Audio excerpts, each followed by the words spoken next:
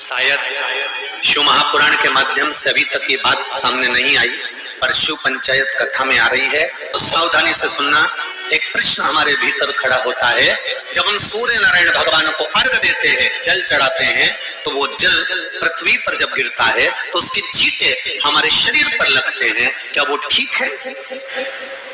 क्या वो श्रेष्ठ है? तो शिव महापुराण की कथा कहती है, जब हम सूर्य को अर्घ देते हैं, सूर्य को जल चढ़ाते हैं, वो पानी जब पृथ्वी पर गिरता है, उसके छींटे हमारे शरीर पर लगते हैं, तो वो श्रेष्ठता का भाव निर्मित करते हैं। वो गलत नहीं हो सकता। कारण अब वो भी समझ लीजिए।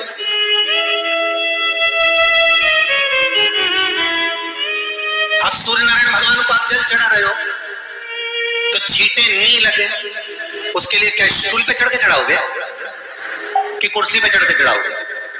अरे बोलो तो सही। अब कई लोगों के दिमाग में यह बात भरा गई कि हम भगवान को जल चढ़ाते हैं, वो हमारे शरीर में छींटे लगते हैं, जमीन पे से पानी गिरता है, वो हमारे शरीर को छींटे लगते हैं, भगवान को अच्छा नहीं लगता होगा। कौन ने कहा? पहले तो उसको पकड़ के ला। मेरे राम जी महाराज, मेरे भगवान कृष्ण,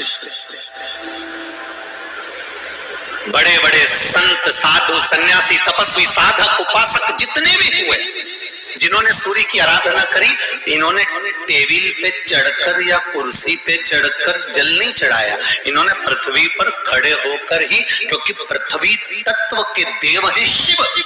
जब हम मृत्यु लोक पर खड़े होकर, पृथ्वी पर खड़े होकर भगवान शंकर भाग पृथ्वी तत्व को धारण कर कर जल को हाथ में लेकर जब समर्पित करते हैं, और जो जल नीचे गिरता है वो शरीर पर अगर लगता है तो हमको उसका आशीर्वाद ही प्राप्त होता है, दोष नहीं लगता। पर लोगों ने इसको विपरीत कर दिया। कि कौन ने विपरीत करा?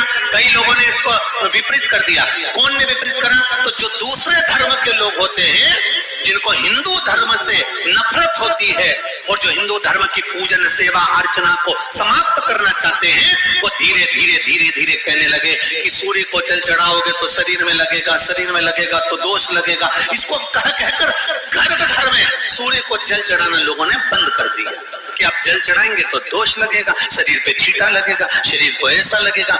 ये दोष नहीं। कितनी सुंदर बात है महाराज।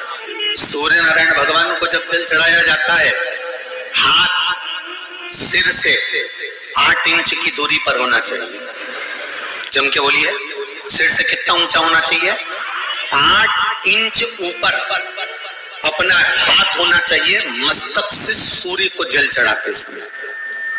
और न चांदी का, न स्टील का, न लोहे का, न प्लास्टिक का, न कांच का, न सोने का कोई बर्तन, न कांसे का, न एल्युमिनियम का,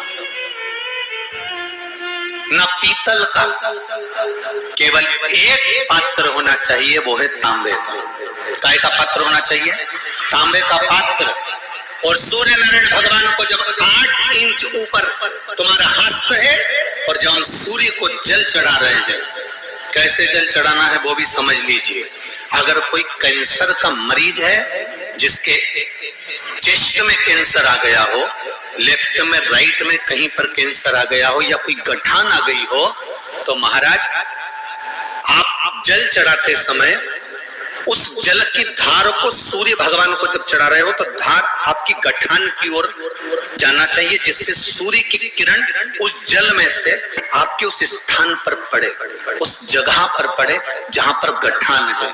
महाराज आप लगातार जल तो चढ़ाना चालू करो, अच्छे अच्छे डॉक्टर फेल हो जाएंगे और कह देंगे गठान ठीक हो गई।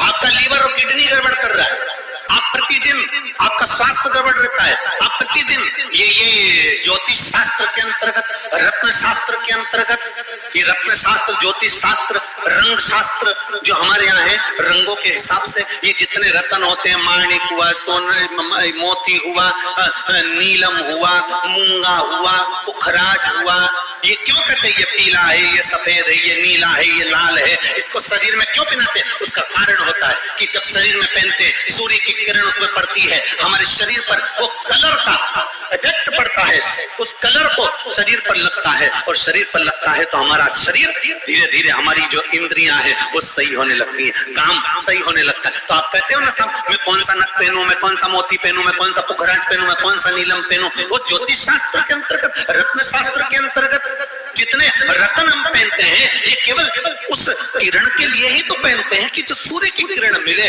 उस किरण का प्रभाव हमारे शरीर पर पड़े। तो इन सबसे अच्छा है कि सुबह शंकर भगवान का नाम लो, तांबा का लोटा में जल भरो, 8 इंच ऊपर सिर से हाथ होना चाहिए और सूर्य नारायण भगवान का दर्शन साधारण नहीं, जो जल तुम चढ़ा रहे हो वो जल की जो धार आ रही है उसमें सूर्य का दर्शन होना चाहिए। जीवन के दुखों का मूल कारण होता है कि अनजाने में की गई गलतियां। जैसे हम पूजा पाठ करते हैं तो अनजाने में जो गलतियां होती हैं उसे हमें दंड रूप में भुगतना पड़ता है। इसलिए शिव पुराण के नियम के अनुसार ही पूजा पाठ करें, इससे आपको पूजा का पूर्ण फल प्राप्त होगा। साथ ही जो मनोकामनाएं हैं भोले बाबा पूरा करेंगे और भाग्य का लिखा दुख भी सुख में बदल देंगे। साथ ही सूर्य भगवान आपके जीवन में और घर में लाएंगे रोशनी और बच्चे होंगे प्रखर बुद्धि के।